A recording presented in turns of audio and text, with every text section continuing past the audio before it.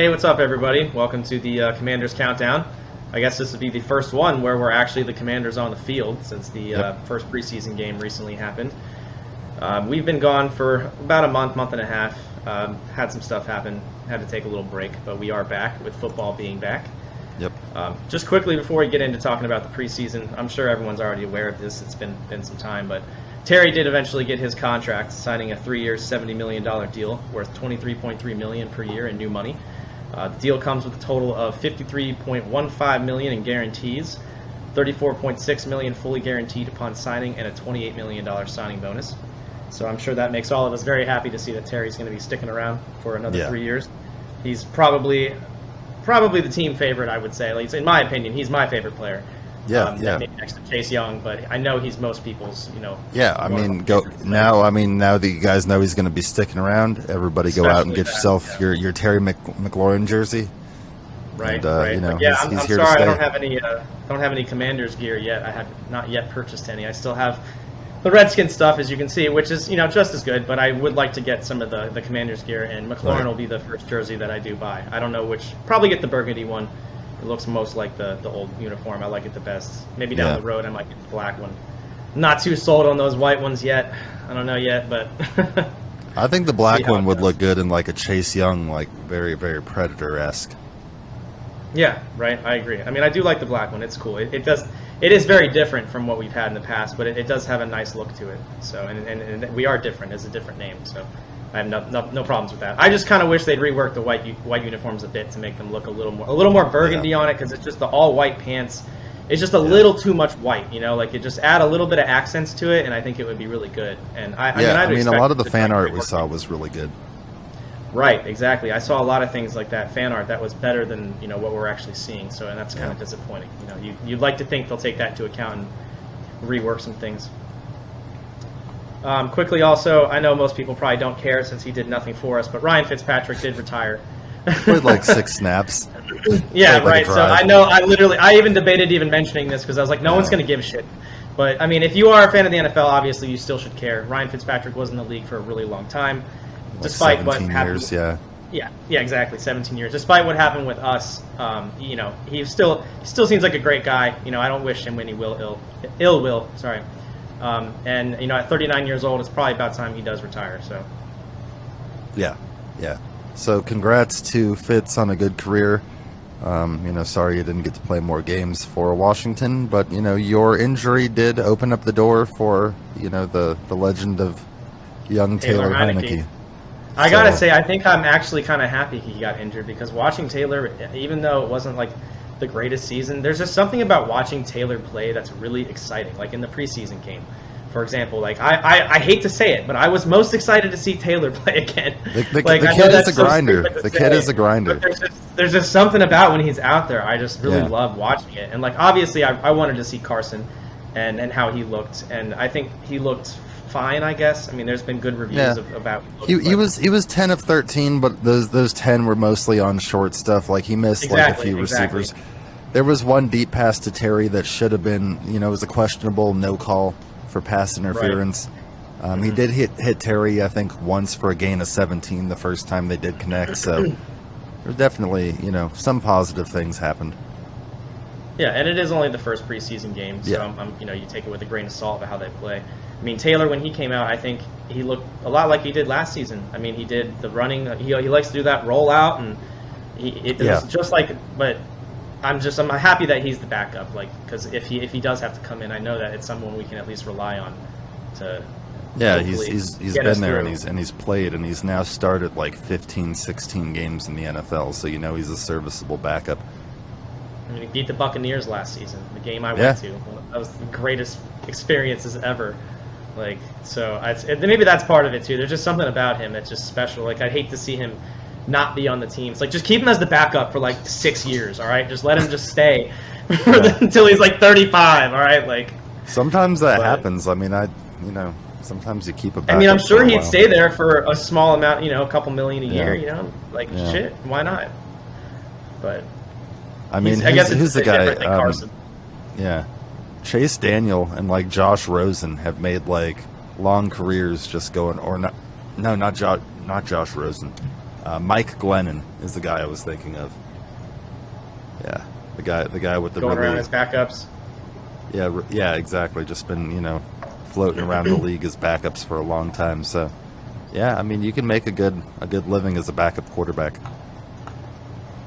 Yeah, exactly. I mean, I'm sure he'd want to have a starting job, but if he's not able to get it, like, just stay here. Just stay as our backup, man. We're very happy to have you. I know most fans are extremely happy to have him on the team still. So. And I mean, like, a lot of people have been calling for. Obviously, there's the group calling for Sam Howell. Obviously, the group that watches one preseason game against a bunch of third stringers and then says like, "Oh, Sam Howell is gonna be the future." It's like, guys, take a chill pill. All right, like. Yeah, I mean, he did look good. I mean, with those 2 rushing touchdowns in the fourth quarter, he hit a couple passes to I think he was hitting Dax Milne, who we talked about earlier. Dax Milne and his ongoings with Zach Wilson's ex.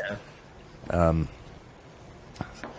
But yeah, I mean, and then I think he hit 1 or 2 to Alex Erickson as well. The guy that they signed from Cincinnati, who's like in the running to be the kick returner. So yeah, I mean, he did some good things, but yeah, you're right. He was playing against the 3rd or 4th string. Exactly. I mean, I'm very happy with like what I saw from him. He did look good. Yeah. Like, I won't deny that. It's just people sitting there saying like, "Oh, he's the future." Like, guys, calm down. Yeah. It's literally one preseason game. Like, you got to watch more than that before you can make these. And they only do certain. It's very vanilla in the preseason. You're really not going to see anything actual real. So he's not. The blitzing. It is an NFL game, limited. but it's not. Like, the blitzing is limited. I mean, you're not getting a lot of the stuff that you're actually going to see in games from these teams. Right. Yeah. Exactly. They're not going to bring out anything they'd actually use in a game to really win. So that's why, like, if you never care about what the final score of a preseason game is. I mean, this is what, a 3-point game. It's 24-21. It was 23-21. Yeah, that the Panthers won. 2 points. That's right. Yeah. That's right. So, I mean, 2-point difference. Like, whatever, man. Like, everyone, the players look decent enough in a lot of respects. It was a good outing in general. And then I would say the bright spot, in my opinion, was Brian Robinson Jr. Yeah, the new Brian running back Robinson that tore we it signed. up. 6 carries for 26 yards, and he had a couple catches, scored on a short touchdown. He was the one touchdown that the first team got.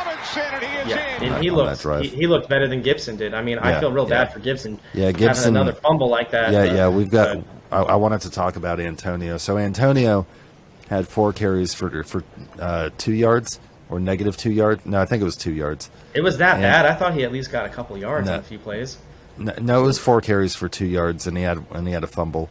So on Tuesday's practice, he was working with the punt team and like also with the second and third team. So Ron kind of downplayed it and said that he was just, like they're just using like all guys in all different personnel situations. But I guess they asked Scott Turner, and Scott Turner was a lot more matter of fact. He's like, that basically wasted a possession, which is true. He's like, you can't waste possessions in the NFL, so who knows? I mean, Antonio Gibson was penciled in to be the starter, but I mean, with Robinson looking good, I mean, you saw it last year with us. Go ahead.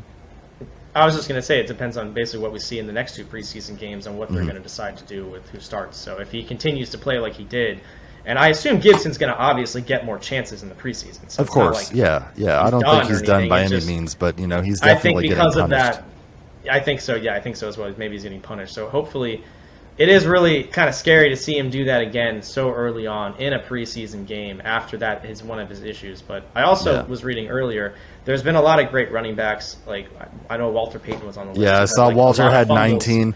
Emmett had 15. Yeah, Emmett I Smith, saw that stat. So that kind of thing, I'm like, okay, well, all right, maybe it's not so bad. Like, he still is new to the league somewhat. So I think he still deserves plenty of chances to show. Yeah, I mean, he's an electric player. You definitely don't take him off the field. I mean, he's hardly the first player to have issues holding on to the football. So, I mean, it is. He does also seem to have a bit of some vision issues and seeing holes sometimes. So the other thing maybe he needs the Jameis Winston LASIK surgery. It might be, because there's been some times where he just completely does not see holes and runs into defenders instead, and it's concerning. The thing is, I mean, you guys are deeper at running back now because, like, not only do you have Gibson and J.D. McKissick. Robinson, you have J.D. McKissick, who you guys got from right back from Buffalo. And yeah, I'm so glad that he came back. Like seeing him. You in guys that have preseason game Peyton Barber. Like, so, or I'm sorry, not Peyton Barber. Jarrett Patterson. Yeah, I don't Jarrett know why Patterson. I said. Yeah, I was I don't know what name that was. You had Peyton Barber last year. He was on the team. Okay. That's why. I don't know. 1 year behind. Anyway, yeah. So I mean, he's definitely. You know, if they keep 4 running backs, you assume that'll be the 4 right there. I think they also have Jonathan Williams, but I don't see them keeping him. You know, I don't think he's going to make the roster over any of those guys. Yeah, it seems like we have a very solid running back core, though. Jarrett Patterson's looked really good at times. Yeah. So it seems like everybody. We got J.D. McKissick, doing more of the pass catching run plays. Yep. So I think that's a perfect right there with those 4. And, so and having a rookie running back can work out well. I mean, you saw like Elijah Mitchell was a rookie last year for us, and he set the league on fire. Right. You never know. So was man. Najee Harris for Pittsburgh. They off. Yeah, exactly. So I hope. Absolutely. And yeah, let's see who else. Oh, Curtis Samuel. We got to see some Curtis Samuel. Oh my God! Finally, Curtis man Samuel was on the field. Yeah. He didn't leave early with a hammy or anything. He stayed out there. He seemed to get on the field and then get off the field healthy. Yeah, it was amazing. Yeah, he looked good on his cuts. He looked pretty explosive. Obviously, they're being careful with him, but it was good to see him playing some snaps.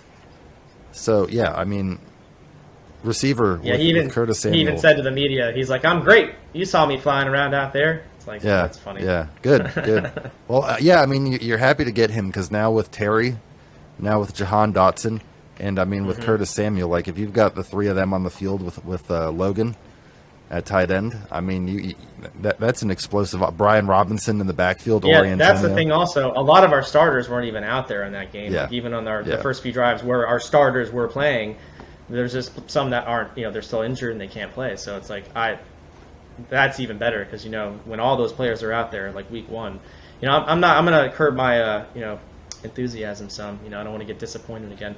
But well, the roster does look really good. You guys do have the benefit of a good week 1 opponent. Yeah. And you yeah. play the Jaguars, right? Yeah, it is the Jaguars. Yeah, so that should be a nice easy win. Yeah. Hopefully. I mean the Jaguars. They did stop Carson Wentz 1 game short of the playoffs last year. Oh I was trying to remember. So they have. I was like, "What's the significance?" Like, there's a significance to that game that I couldn't remember. That's it. Thank you. That was practically the Jacksonville Super Bowl with nothing to play for with the interim head coach at the end of the season. Oh, Carson has to win that game. Jesus, that's right. That's what it was. It's Carson's redemption game, and then then he's got 2 games against the Eagles, obviously being the Commanders' quarterback now. So could be the Carson Wentz revenge tour this season. Was not targeted. Yeah. Dotson played in Saturday's game, but did not see a target. So. Yeah. Jesus, yeah. I mean, Gibson was outplayed by everybody. I mean, Williams had 5 carries for 31 yards. Yeah. Patterson had 3 carries for 15 yards. Robinson had 6 for 26, and then Gibson had 4 carries for 2 yards. Ugh. God damn, man. Curtis Samuel had 2 catches for 14 yards. De'Ami Brown 2 catches for 14 yards. Oh, maybe you're thinking of De'Ami Brown, like catching passes instead of Jahan Dotson. No, because I know the difference. I was thinking because he's the rookie. I figured, like obviously I was like looking for him, and now I'm thinking about it. I'm like, I don't remember him seeing doing anything, but that's because he didn't get a target. I guess I thought he at least caught 1, but apparently he did not. So that's why there's really nothing to say about him because we didn't really get to see him do anything. So hopefully in the next 2 games we'll actually get to see something from him, which I'm sure we will. Yeah. Let me see here.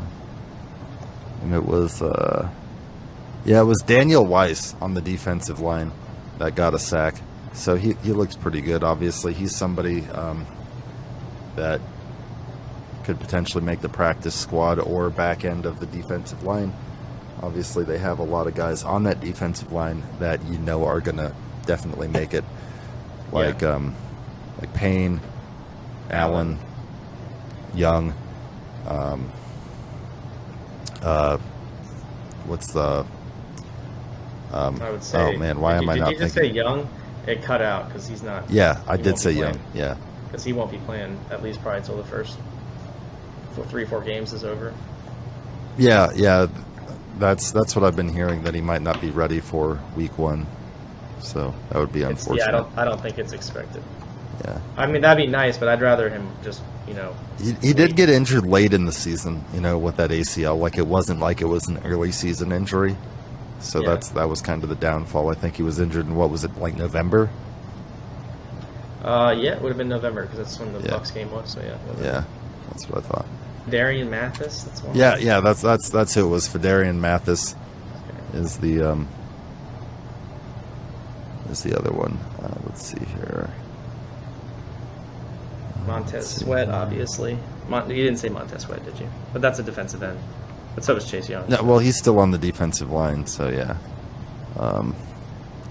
I just wanted to see something. Daniel Wise, that's who you said. Yeah, right. Okay. Yeah, Daniel Wise. He's on the. Yeah, he's the guy that got the sack. Yeah. I got to get used to these new players and the names. Well, they may not even stick around. You never know. That's the thing. That's why preseason can be a little. You're like, oh yeah, that's that guy's name. That's right. So today, August 16th, was a significant day because the teams were cutting down to 85 players. That was relevant for a couple reasons, because for the first time in several seasons, Troy Apke will not be a member of Washington's team, as he was cut, as was cornerback Devontae Bosby and guard Dion Calhoun. They also placed fullback Alex Arma and, basketball sensation tight end Sammis Reyes on injured reserve, ending their season. They're done. So probably Sammis Reyes is he was a feel good story last year, but probably done with at least the Commanders. You would probably assume. Yeah, I would assume pretty much in general in the NFL, but he never really did much with us, so I don't see why. Unless maybe, I don't know how his blocking is. Maybe he can block well enough. Some team might pick him up, but it seems unlikely. Yeah, that's true. Did he? And I mean, DeAndre Bosby was a guy that they just signed on August the 4th. So I mean, he's a guy that's been on the team for like 2 weeks. So yeah, I've never heard that name ever in my entire life. So that's why I was like, don't. Yeah, so I mean, he played in the USFL in the spring with the New Jersey Generals. He was one of 34 players that have signed from the USFL with NFL teams. So the USFL's actually paid dividends for a lot of young men, and they've gotten their foot in the doors and some NFL opportunities. So good to see. You love to see. There was one other thing that happened recently, which they debuted at the preseason game. The new fight song options. Yeah. They played two different. Yeah, they played two different ones. I mean, one is like slightly better than the other, I guess, but they're really not that great. And then they also put up a vote for a new mascot. Off the top of my head, I remember there was a dog, a hog, like a pig. Like from the old days. You got to have the hog, you would think. That's what there was also like superhero and like I don't remember the fucking fourth superhero, one. dude. Yeah, I don't know, man. I don't remember what the fourth one is. Like Captain Commander. Too. Like what the fuck? Or like Cobra Commander, maybe like that fucking. He was cool. He was cool though. I've heard some people suggest that. I was like, actually, that's not terrible. But I think they really should go with the hog if they're not. Yeah, you got to go with the hog, man. You got to keep at least some tradition, man. For the love of God. I like the dog idea kind of, but like not really with the history though. You need to do that. But I'm not optimistic that they're going to go the right way with it because they don't often go the right way with things. So we'll see how that goes. But I mean, ultimately, it really doesn't matter to me that much what the mascot is. I don't care that much about it, but still, at least maybe just like try and do it right for people that might care. Like, yeah, absolutely. And then I guess really the last thing worth mentioning that we didn't bring up yet is there was a change in the coaching staff when Ron relieved defensive line coach Sam Mills of his duties with what he was quoted as saying was just a difference of philosophy. Obviously, Sam Mills has been with with Ron since Carolina, so he's been a long tenured coach with him, and he is the son of Hall of Famer Sam Mills, Hall of Fame linebacker for the Saints. So he was replaced by a guy that spent 17 years in the NFL, Jeff Skanina, former 49ers defensive tackle. So have you seen Jeff Skanina? That man is massive. He's so ripped. Actually. Dude, he looks like a bodybuilder. He's like 350 pounds of solid muscle. Jesus Christ. There was a lot of rumors of him. People were like, oh, they should get Ryan Kerrigan, or, because Warren Sapp had been there a couple times. Obviously, that never transpired. But Ryan Kerrigan was helping out in practice the other day. So he was back on the field. I assume you probably saw that. Yeah, I'm not sure. I think that maybe have to do with him retiring and signing that contract recently, so he could retire a Redskin. Maybe that's why he was there doing that. Maybe he's trying to get a coaching position. I don't know. That would be cool if he's able to do that. Not all ex-players can go and be a coach. So just because somebody was a good player doesn't necessarily mean they'll be a good coach, but I would say there's a better chance. Right. Yeah, absolutely. 100%. And it's always cool to see ex-players come back and work with the team in the future. Yeah, I think it'd be, obviously a lot of Washington fans have been clamoring for that and wanting to see that, but whether he does that or, just decides to go with media, or whether he just decides to do nothing and just hang out with his family, obviously he has earned that right. Yep, absolutely. Well, I think that is pretty much everything we have. Yep. We'll be back next week to talk about preseason week 2 and, the standouts of that game, and we'll have some other stuff for you as well. Hopefully we get to see a little more action from the players that we didn't, specifically Jahan Dotson. I didn't realize he wasn't targeted at all once. That's why I had a hard time. I was like, what did he look like? Yeah. So definitely looking forward to seeing what he can do in the next game the most. Absolutely. Have a good night, everybody. Have a good night.